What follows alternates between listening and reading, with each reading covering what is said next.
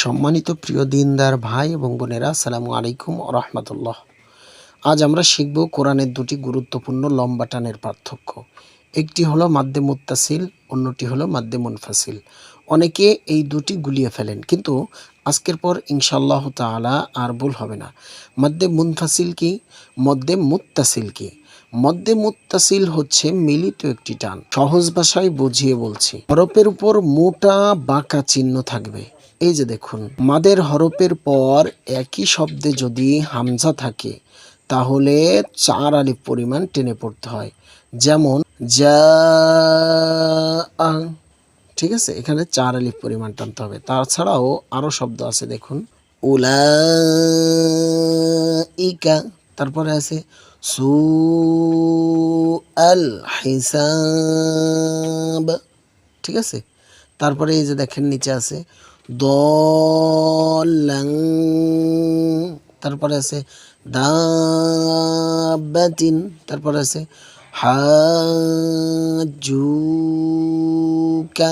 তারপরে আছে লাদলুনা,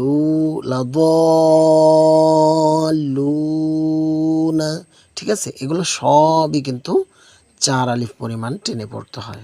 এখানে 4 আলিফ পরিমাণ টেনে পড়তে হয়, এজন্যই এটি মাদ্দে মুত্তাসিল।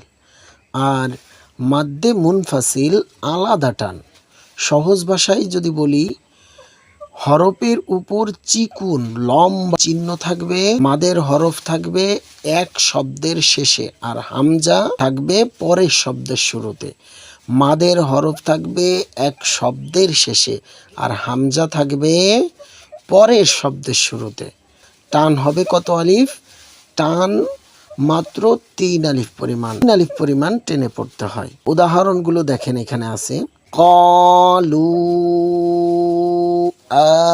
আমান্না, তারপরে আছে বিমা উনজিলা, তারপরে আছে মা আবুদু, তারপরে আছে ওয়ালা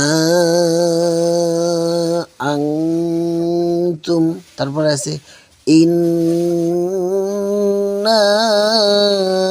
আতাইনা, ঠিক আছে, ইলাইনা।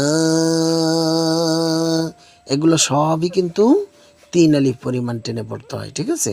তাই এটি মাদ্দে মুনফাসিল। এখানে একটি বিষয় খেয়াল করুন, ওয়ালা আনতুম চিহ্নটি কিন্তু চিকুন এবং হামজা পরের শব্দে, তাহলে এটা কি?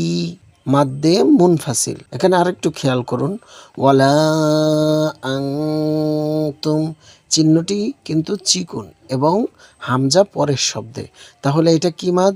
এটা হলো মাদ্দে মুনফাসিল। তারপরে ইন্না আতাইনা, এখানেও চিহ্ন চিকুন এবং আলাদা শব্দ, এটাও মাদ্দে মুনফাসিল।